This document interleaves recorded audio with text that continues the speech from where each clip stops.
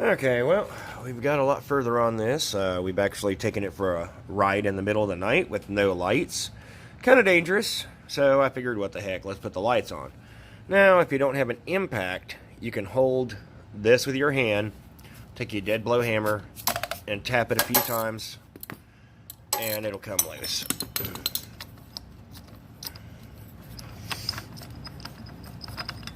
And then this little cup will come off. Like that. And of course I need to take my coil off real quick. Can't do that one-handed. Okay, well, I went and pried out on the flywheel, used the dead blow hammer, tapped it, 10 or 15 gentle times, and the flywheel comes off. I don't like whacking them really hard to knock them off there. I like being a lot more gentle, and these 212 Predator flywheels are not drilled and tapped for a flywheel puller. Alright, I want to take my key out, and I'm just going to take it out with a pair of needle nose if it'll work.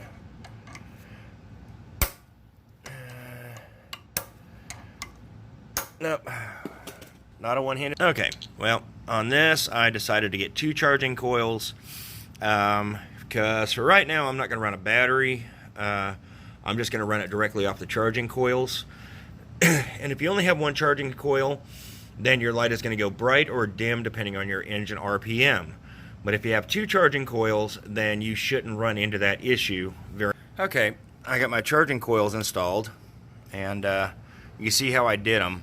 One at the bottom of the engine, one at the top, because if you put them the other direction, then this pin right here where your governor is going to get in the way, and even if you remove the governor pin, it's still going to be in the way. So you want to do them that way, and then there's a convenient hole back here in the backing plate where the wires can slip right through, and they'll be out of the way, and they won't get hit with the flywheel. Now, if you look at my crankshaft, you see the milling on it. That's because these GX200 flywheels do not fit the 212 Predators. The taper is off. It is wrong. So you have to use some heavy-duty cutting compound, and you have to put it on your crankshaft, and you have to put it in your flywheel and spin the heck out of it and lap it to fit. And it's not an easy task, so if you could figure out a way to build a jig so that you could put it on your drill and put that on there and just pull the trigger and set and wait, then more power to you. But I sat here by hand for a while and lapped it out. So now it fits. And I need to brake clean it, and then I can install it and have the charging system going. Alright, well, anyway, if you're going to do this mod, you want to keep your engine stock, because this is not going to be a race engine, and you don't want to be going high RPMs. Now, this is the stock 212 Predator flywheel. You can see how thick the fins are. See how it's shaped in the middle. This is one for the GX200. The fins are shorter, and it's shaped different in the middle, and you are going to have to get a GX200 flywheel or fan for your 212 Predator whenever you do this.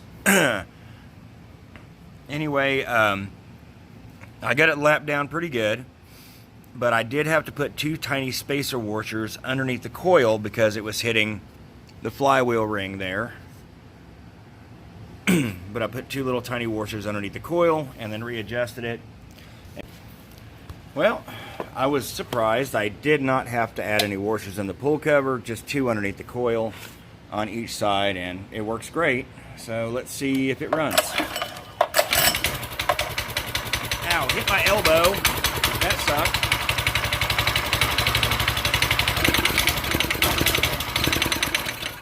Yeah, it's still cold, but it starts right up. It runs good. Alright, now I've got to deal with my charging coil wires. And if you're curious, that's where I got it from. And it was on Amazon. It was like $35 or $39. and that's for the flywheel and one charging coil. And whenever that came up, it gave me an option to buy a second charging coil, so I added it on there. And then this is the voltage regulator that I'm going to be using. I think it was like $15. And then you could buy one of these GX200 fans for like $16, but for $20 you get two. So for 20 bucks I bought two of them, and I'm just going to throw one on the shelf because you never know when you're going to need another fan. I could always use another fan. Alright, so we're going to start working on the wiring now. Alright, well, the charging coil had 3 wires coming out of it, and 2 yellow were connected to a plug connector, and then the red was single. So what I'm going to do is take my 2 charging coil wires, and I'm going to connect those to the 2 yellows, which are the input, and then the red's the output. Now, if you're going to run a battery, you're going to run the red down to the battery and then run your lights off the battery. But I'm not going to run a battery on this because I'm not going to have a starter. I don't need it. So the red output wire is going to go from here directly to my headlight and my taillights. So 2 charging coil wires out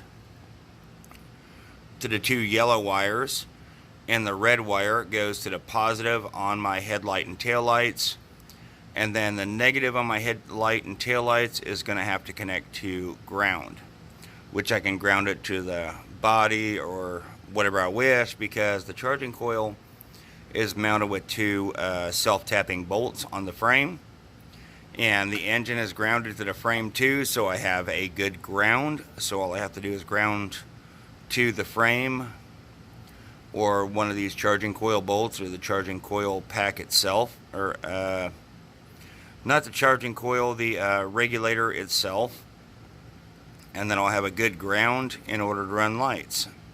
So let's get started on that. Alright, well, I've got my wires hooked up. Let's change focus. There we go. Now we can do something with the focus. Anyway, we got our wires hooked up. I extended the wires out, wrapped them with electrical tape after I heated the electrical tape up out in the sun. And what I'm going to do now is coat them with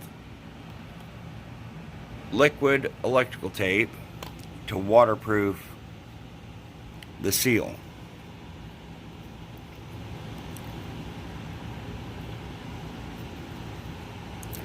I want to make sure all this is waterproofed, because if I go off-roading, I don't want mud or water or anything like that to mess up what I've got going on here. You do not want a failure. I do recommend soldering and heat shrinking this, but not everybody has the skills to solder, so you could twist the wires together, use electrical tape, and then put a little bit of this liquid electrical tape on it to seal it up, because not everybody can solder. Alright, now that's done. I'm going to let that dry, and then I'm going to put a wire casing on that to make it look nice, and back here, so it all looks nice and neat and clean. Alright, let's test this out. I've got my red on my headlight hooked up. The black I just got wired in, and I just made me a loop on the wire and put it on the nut right there, which grounds to the frame, and it also grounds out the rectifier or regulator. And then the engine itself is grounded to the frame there. So let's do a test fire. I'm sure I'm going to have some flickering in the light at idle. Choke is on. I think that's on. Choke's on. Fuel is Now on. Okay, I had no fuel in the carburetor.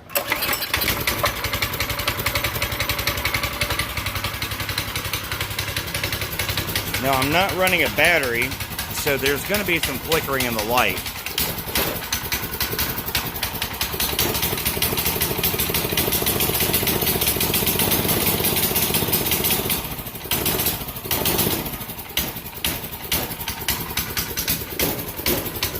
Just turn the choke off. There we go.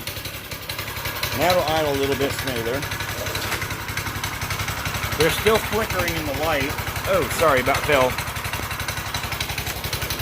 Because I'm not running a battery to clean up the flicker. But if you give it a little bit of gas, the flicker goes away.